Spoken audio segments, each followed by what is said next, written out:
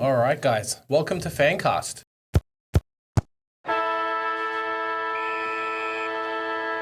What's up with Geelong? Are they finally done? Have they kind of fallen over the cliff of being able to replenish their whole team with young players and then keep the old players along?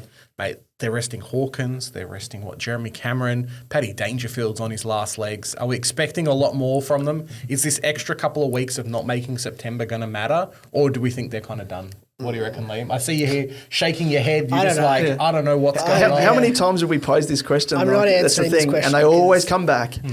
Can I say both and then just cut the right one in? Okay, cool. Yeah, we can do that. Because I feel like everything says no. Everything says no. It's got to be the end.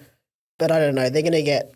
They're going to replenish Bailey Smith. They'll probably get Parrish. Yeah. And then all of a sudden it's back to normal. Yeah, that's right. We've already got Bose, pick 7, whatever it was. Yeah.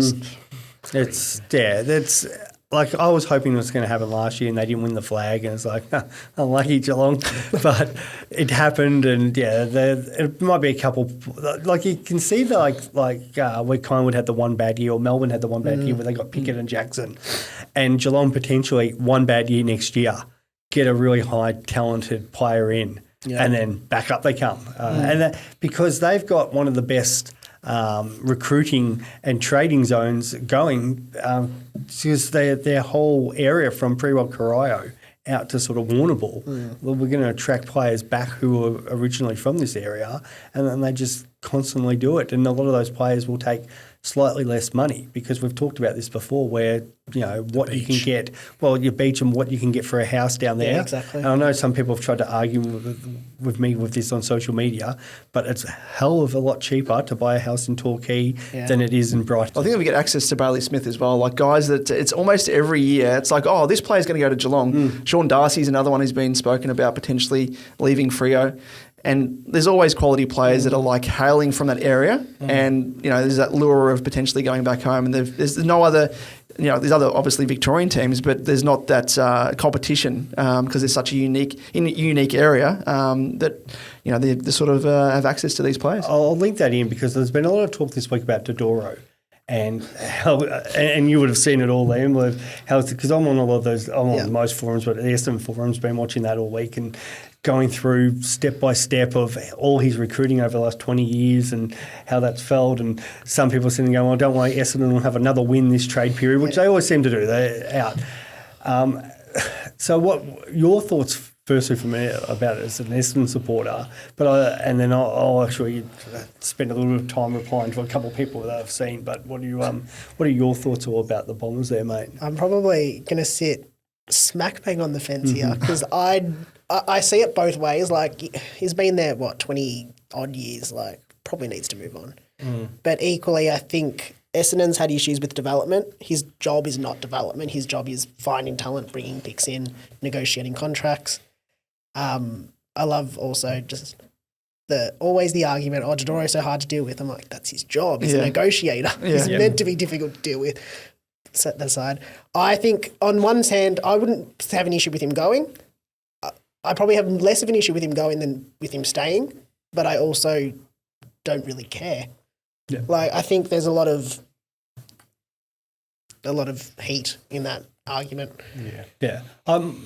My probably response to all of the Essendon supporters talking about this is, like, I get it's difficult for the Bombers. As much as they are such a big club and have a large membership base, they don't have the draw that they do Collingwood and Richmond do. We've just talked about Geelong because, and even I'd say you're in a kind of similar boat with the Blues where I think whoever sort of comes up in the next year, the membership base is just going to skyrocket.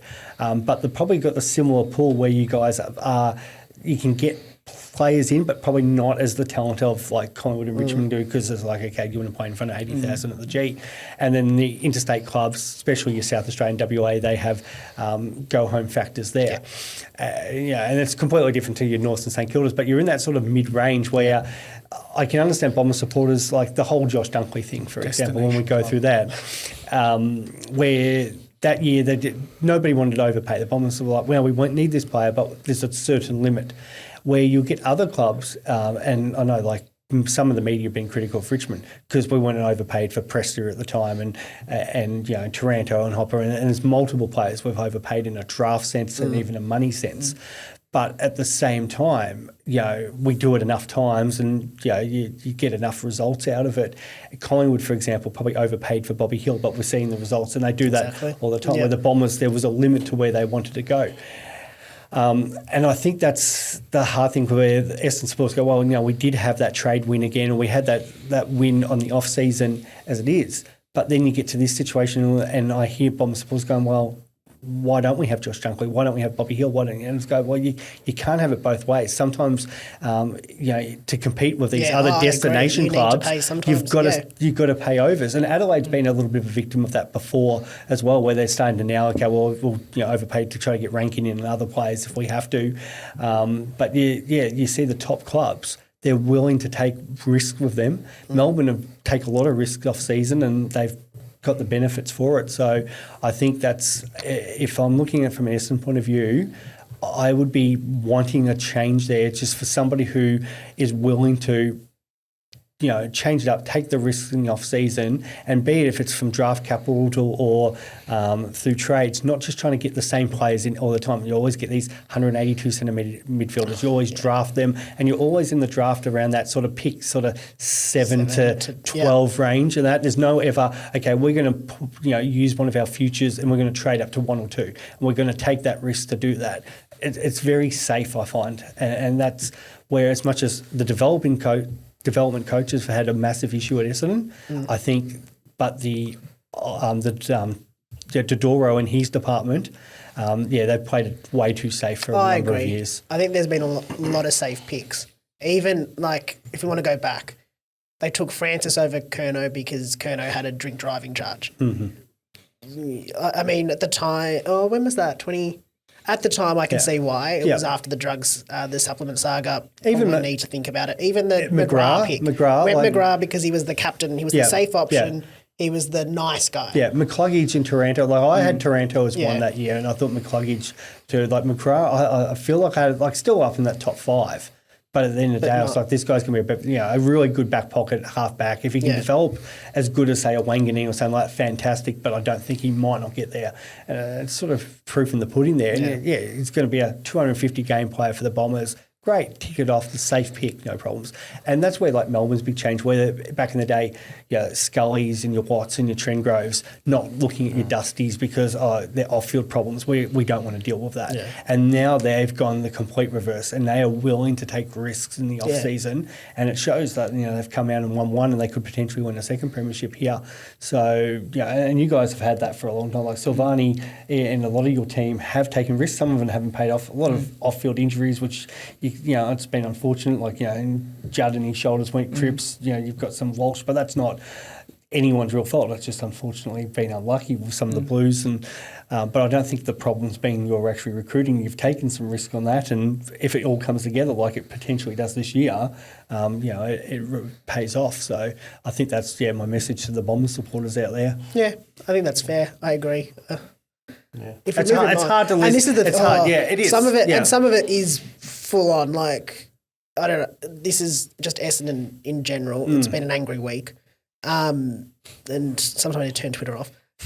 But like, people having a go at the. So for context, our last CEO Xavier Campbell was criticised for being in the media, being too much noise, being a lot, and he was probably a bit ego driven.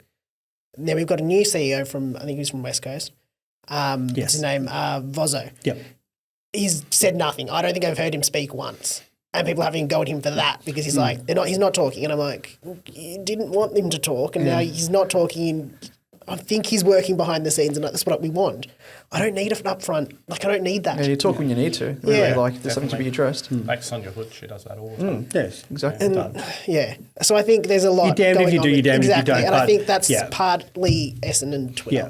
But a shake up to some of those departments Is not an issue. Yeah. And I've even said this about, like, your general life and stuff like that. Back when I was teaching, and you'd go in and meet teachers who had been teaching the same grade for 15 years in a row, and it's like, this is not good for the school, and it's not good for your own personal development. And And I think Dodoro, it's because it's a safe move. I'm going to stay in the same job each year. I know what I'm doing, and that it's like, well, I think you'd be very good at another club. And you've got to be willing to put yourself in that situation and expand yourself. And I think it'd be the best move for everybody involved. Yeah, I'd have no issue moving him on. Yeah, 100%. All right, guys. Well, that's us for today. Thanks for jumping on this proper footy chat. I know we kind of covered a few different things, but hopefully you've stayed for the whole ride. Subscribe to Supercoach Edge. We're still trying to get to that 1K. We're almost there. Yeah, no, we're about. I think we'll aim to hit it next season. I think at the moment we're around about 933 or thereabouts. So yeah, we'll see how we go. But no, fully appreciative of the growth of our podcast this season compared to last year. So it's the behind the scenes data and all that stuff. To see the growth has been fantastic, and likewise as well with YouTube, the amount of people who have jumped on, it's been amazing. So we're super grateful. Yeah, and then Supercoach Insider as well, always doing fantastic things. Yeah, and really good 1 a.m. live streams. I've been enjoying those. I've noticed that. We clearly did not have a life, especially Chris and I. Like last night, we jumped on. I think he premiered at about 7 this morning, but we were up at all hours, and then I waltz off to work at 4 a.m. kind of a situation. But yeah, Insiders. Big shout out to Al Pat and Tim Mitchell and the Supercoach Herald Sun boys for having myself there at Crown with them, and those the public and then the Supercoach content creators that turned up. That was brilliant, and I did say to the public out there, if you've not just for footy talk as we do, but from a Supercoach perspective, if you've got ideas for Supercoach or other games, let me know, because we do talk with the boys and they're always open to suggestions. So no, I appreciate that. Appreciate coming onto your channel as well, mate. Send about you guys are doing a fantastic job. Likewise. It's a lot of love for the Supercoach and the footy community. Yeah, 100%. All right, guys, we'll catch you in the next one. See you later.